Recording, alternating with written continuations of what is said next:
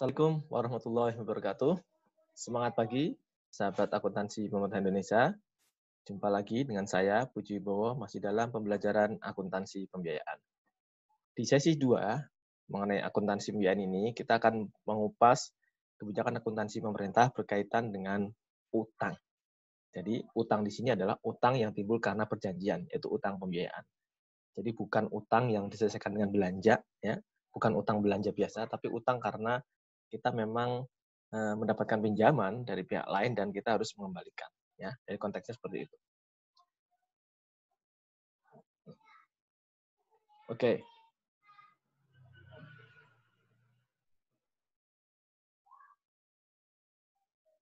Lanjut. Waduh, nggak bisa dipindah kenapa slide-nya. Oke, kita tahu bahwa akuntansi utang didesain di dalam sistem akuntansi utang pemerintah SAUP yang dijalankan oleh Direktorat Jenderal Pembiayaan dan Pengelolaan Risiko Fiskal, ya, pengelolaan risiko DJPPR, ya. Dan secara berjenjang memang laporan keuangan itu disusun dari unit yang paling bawah, yaitu di tingkat satkernya adalah Direktorat EAS, yaitu Direktorat Evaluasi Akuntansi dan Settlement, ya, sebagai wakpanya, kemudian yang DJPPR sebagai pembantu bunnya gitu ya, dan dikonsolidasikan oleh DJPP selaku penyusun LKP. Jadi karakteristik utama dari kegiatan utang pemerintah adalah adanya pengakuan pemerintah sebagai akibat dari perjanjian utang, ya. Perjanjian utang itu bisa berupa itu perjanjian utang bilateral, multilateral, atau juga utang yang timbul karena pemerintah itu menerbitkan surat berharga negara yang surat berharga negara yang sering kita kenal dengan istilah SUN gitu ya, surat utang negara gitu ya. Dan memang kalau dilihat dari jangka waktunya atau jatuh temponya, utang pemerintah itu sebenarnya sebagian besar utang jangka panjang, tapi ada juga utang-utang yang jangka pendek yang penyelesaiannya hanya dalam 12 bulan, yaitu SBN yang diterbitkan maksimal 12 bulan, itu ada, ya. Nah, kalau kita melihat dari karakteristik utang ini, maka kita akan menemukan beberapa jenis transaksi di dalam pengelolaan utang pemerintah, ya. Jelas kalau namanya utang, kita pasti akan membukukan ini namanya penerimaan pembiayaan ketika terima uang, ya. Kemudian kita akan membukukan pengeluaran pembiayaan ketika mengembalikan utang tersebut. Kemudian secara rutin kita akan membayar namanya interest, ya, beban maupun belanja bunga. Dan akan ada pengakuan PMBP manakala surat utang kita tarik itu ternyata bisa kita lunasi dengan apa namanya, dengan jumlah yang lebih sedikit daripada nilai bukunya. Atau kita menerbitkan SBN dengan memperoleh premium, ya. PNBP-nya dapatnya dari mana? Dari sana. Kemudian pre-funding SBN dalam hal kita apa namanya, melakukan pembiayaan pendahuluan tapi berbasis SBN. Kemudian di neraca ada utang jangka panjang, kemudian ada bunga diterima di muka, ini diskon premium amortisasi dan sebagainya ini pernah kita pelajari di akuntansi keuangan komersil. Lalu ada buyback SBN, ya, kita tarik surat utang yang beredar, hedging manakala kita ingin melindungi utang kita dari fluktuasi mata uang asing. Kemudian pengakuan bagian lancar, manakala ada utang jangka panjang yang jatuh tempo dalam 12 bulan sejak tanggal neraca, maka akan kita reklas menjadi bagian lancar, utang jangka panjang. Kemudian ada SBN jangka pendek, utang bunga akrual, ada refund pinjaman, dan selisih kurs. Sebenarnya banyak sekali ya, dan ini juga tidak mungkin juga kita pelajari semua di dalam pertemuan yang sangat singkat ini. Kita hanya mendorong teman-teman mau membaca, ya. Ketentuan ini ada di PMK nomor 169 tahun 2000, maaf, 169 2018 itu tentang investasi ya. Kalau ini PMK-nya tadi berapa ya? Saya lupa. Tahun 2017 ya. Oke. Nah, secara umum kalau kita melihat dari perlakuan akuntansinya, kita harus lihat dulu ya, bahwasanya utang pemerintah itu ada dua sumber. Pertama, dari penarikan pinjaman, ya. Yang kedua adalah dari penerbitan SBN. Untuk penarikan pinjaman sendiri kita mengenal ada 5 channel ya, 5 channel uang itu akan diterima oleh pemerintah ya. Pertama, secara umum semua uang masuk ke rekening kas negara ya, RKUN ya. Kemudian ada yang pembayaran langsung, artinya apa nih pembayaran langsung? Uang ini dibayarkan langsung kepada kontraktor yang memegang proyek pemerintah, biar langsung ke sana. Dan itu sudah kita akui sebagai penerimaan utang kita. Oh, nanti buktinya apa Pak? Nanti ada NOD, Notice of Disbursement ya, dari kreditor kepada kita. Kemudian kita juga punya rekening khusus di BI yang khusus menabung utang ada. Kemudian ada pembiayaan pendahuluan, manakala proyek sudah berjalan, sudah sudah menggunakan modal daripada kontraktor kita, kemudian kreditor langsung membayar, itu mengganti ya sebagian dari dana yang sudah dikeluarkan oleh kontraktor tadi dalam bentuk reimbursement. Kita sebut pembiayaan pendahuluan. Kemudian LC, ini kalau ada surat jaminan ya, untuk kita melakukan suatu transaksi di luar negeri. Ya, ini tadi yang saya sebut adalah PMK-PMK yang terkait dengan ini, teman-teman bisa pelajari ya, tentang utang-utang ya. Jadi sekarang kan utang masalahnya sensitif ya. Masalah sangat-sangat sensitif. Jadi banyak orang-orang di luar sana tidak paham tentang utang pemerintah, sehingga menganggap bahwa semua utang itu berasal dari utang luar negeri. Nah, itu salah besar ya. Bahwa teman-teman kalau bisa melihat di LKPP maupun LKBUN kita, utang jangka panjang kita yang paling besar justru dari SBN, ya, dari surat berharga negara. Dan sebagian besar dari SBN ini diterbitkan di dalam negeri. Artinya kita tuh banyak berutang pada masyarakat kita sendiri, bukan kepada pemerintah asing. Nah, ini yang pemahaman ini perlu diluruskan. Makanya Anda sebagai calon ASN, Anda harus memberikan edukasi kepada masyarakat bahwa tidak betul negeri kita tergadai secara ekonomi, tidak betul negeri kita tergadai secara politik ke negara lain, karena hakikatnya uang itu di kita sendiri. Nanti Anda bisa cek di neraca LKBUN maupun di LKPP bahwa utang kita sebagian besar dari SBN dan SBN sebagian besar dikuasai oleh masyarakat kita sendiri. Ya, ini ya pengetahuan buat teman-teman. Dan kelompok tadi yang kedua adalah tadi saya bilang SBN ya. Sekarang SBN juga macam-macam ya. Ada SBN yang korporat, ada yang retail ya, ada yang konvensional, ada yang sukuk ya, yang obligasi syariah. Dan berikutnya bagaimana kita mengakui utang yang bentuknya adalah falas. Kalau utang itu bentuknya falas, maka ya itu harus kita jabarkan dalam rupiah dan berdasarkan kurs tengah Bank Indonesia pada tanggal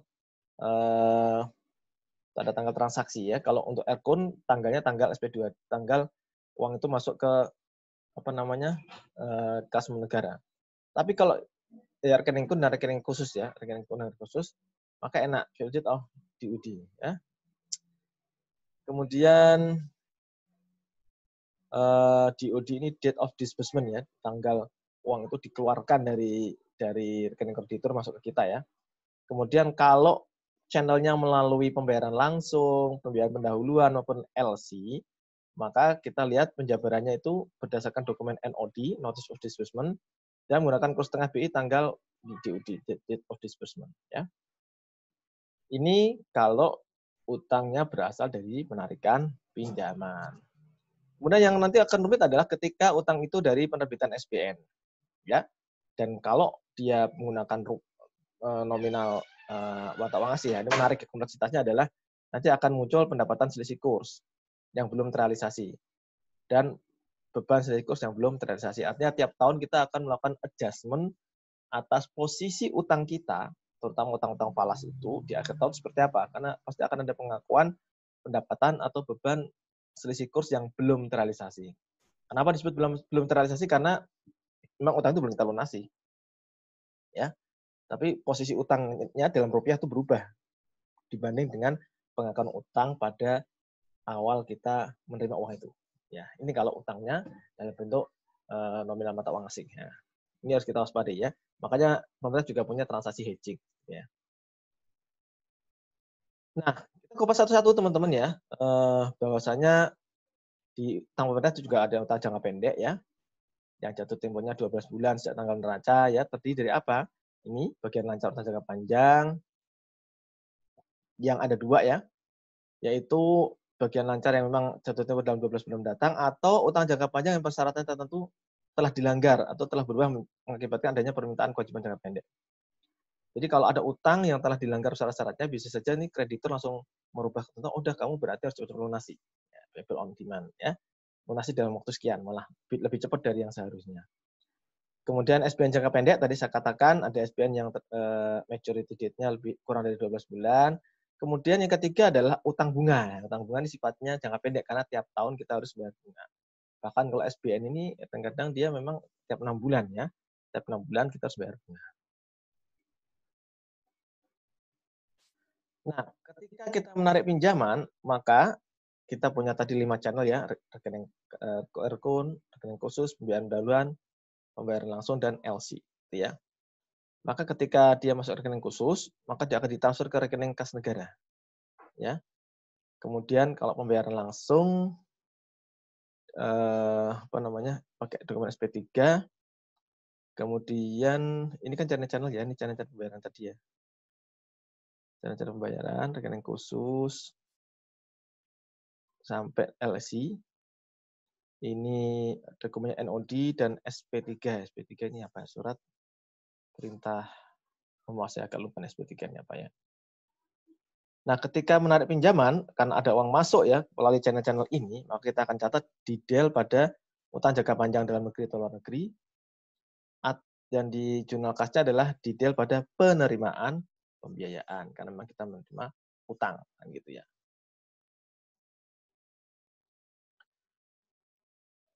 Nah, gimana Pak kalau utang itu berasal dari SBN? Maka SBN itu kuncinya adalah kita harus melihat berapa kupon rate yang kita tawarkan dengan kupon rate yang berlaku di pasaran. Ketika kupon rate yang kita tawarkan sama dengan kupon rate yang ada di pasaran, maka tidak terjadi premium maupun tidak terjadi diskonto. Jadi kita jual dijual sesuai dengan nilai pari ya, nilai nominalnya. Maka jurnalnya sederhana, detail pada utang ini ya. Kemudian di sini juga detail pada penerimaan dari penjualan SBN. Tidak ada pengakuan premium dan tidak ada pengakuan diskonto ya. Nah, ini tadi kalau yang jangka panjang ya, jangka pendek juga seperti itu ya.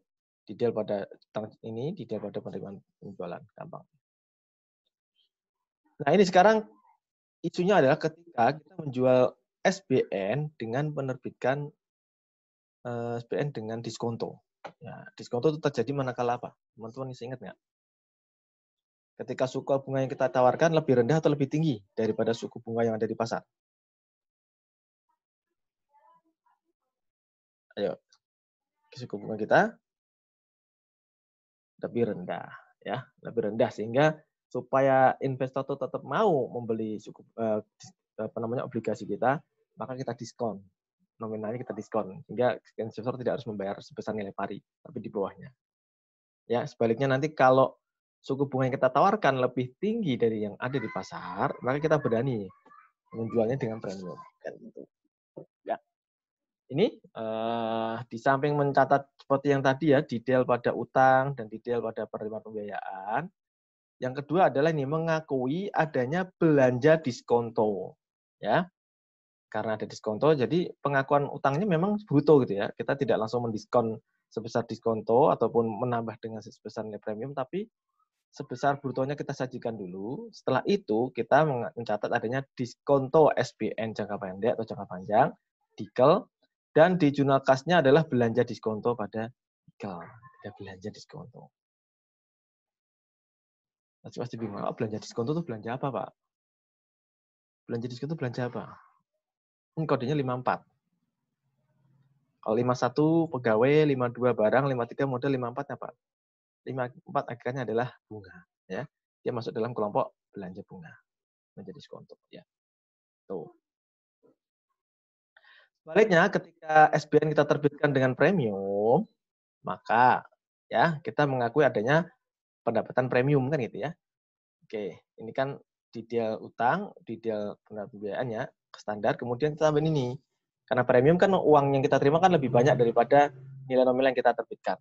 Kita detail pada premium SBN, baik jangka pendek maupun jangka panjang, tergantung SBN-nya ya. Kemudian di jurnal kasnya detail pada pendapatan premium. Nah, pendapatan premium inilah yang diakui sebagai pendapatan PNBP. Ya, ini PNBP ya. Tuh. Nah, PNBP. Ya, pendapatan premium. Dia masuk kelompok pendapatan PNBP lainnya. Ya. Nah, siklus berikutnya dari tahapan usia utang kita adalah kalau kita melakukan cicilan ya atas pinjamannya. Biasanya kan kalau ini cicilan itu terjadi kalau utangnya utang-utang multilateral atau bilateral ya, utang dari penarikan pinjaman luar negeri ya, bukan dari SPN ya. Maka ketika kita melakukan pencicilan, terjunannya ya debitnya ada utang atau mungkin bagian lancar dari utang jangka panjang kalau sudah direklas ya. Kemudian ini pengeluaran pembiayaan masih harus dibayar. Jadi kalau ini kasusnya berarti masih terbit SPM kan gitu ya. Ketika SP2D maka set kan gitu ya. Pembiayaan MIMHD, dikel ini pengeluaran pembiayaan pada dikel. Ya. Jadi di sini kalau kita membayar cicilan itu bukan diakui atau tidak diakui sebagai belanja, tapi pengeluaran pembiayaan kan nilai pokoknya, ya nilai pokoknya dibayar. Nanti kalau bunganya baru kita mengakui belanja bunga, kan itu. Nah ini berikutnya utang pokok ini dalam hal pelunasan ya. Nah pelunasan cicilan pokok atau keseluruhan utang pokok jangka panjang itu bersumber dari pinjaman tunai disertai dengan pengurangan diskon pelunasannya. Nilai diskon pelunasan diakui sebagai pendapatan lain-lain dan disediakan sebagai relasi pendapatan pada pos PNBP lainnya. Jadi kalau kita nyicil dan kita melunasi itu ternyata disertai dengan pengurangan nilai pokoknya, maka pengurangan nilai pokok itu diakui sebagai pendapatan pada pos PNBP lainnya di LRA. Dapat diskon ya. Oke, kemudian dalam hal prosedur pembayaran untuk keperluan pelunasan cicilan pokok, ya, dengan mekanisme cross currency itu begini, ada utang mata uangnya kita tidak punya, ya misalnya mata uang lira, kita nggak punya mata uang lira misalkan, maka kita bayar pakai dolar, nah itu cross currency, ya, pastikan nanti nilainya akan terjadi perbedaan ya. Antara nominal tercantum di SP2D dengan nominal realisasi pengeluaran kas pada rekening koran. Maka jenis mata uang yang menjadi dasar penjabaran ke dalam rupiah adalah jenis mata uang pada rekening koran. Jadi memang yang real keluar dari rekening koran, ya. Bisa saja kan kita ngeluarnya dolar, tapi kan yang di rekening koran dibebankan sebagai lira nanti ke uang apa ke rekening yang kita tuju ke sana kan ya. Dan berapa uang yang keluar itulah yang kita lihat kita akui sebagai pelunasan utang ya. Itu kita lihat di rekening korannya, bukan ke dokumen SP2D-nya, tapi berapa benar-benar yang real terdebit di rekening koran kita. Ini kasusnya cross currency. Jadi akan ada beda antara nilai di SP2D dan nilai yang ada di rekening koran. Oke, demikian ya Mbak, Mas, gambaran singkat mengenai akuntansi utang. Nanti setelah ini saya akan jabarkan di sesi 3 ilustrasi transaksi utang ya dengan berbagai kasusnya. Mudah-mudahan teman-teman siap untuk membahas itu karena setelah sesi 3 nanti kita akan latihan di kelas. Oke, demikian. Salam sehat selalu. Sampai jumpa di sesi 3. Assalamualaikum warahmatullahi wabarakatuh.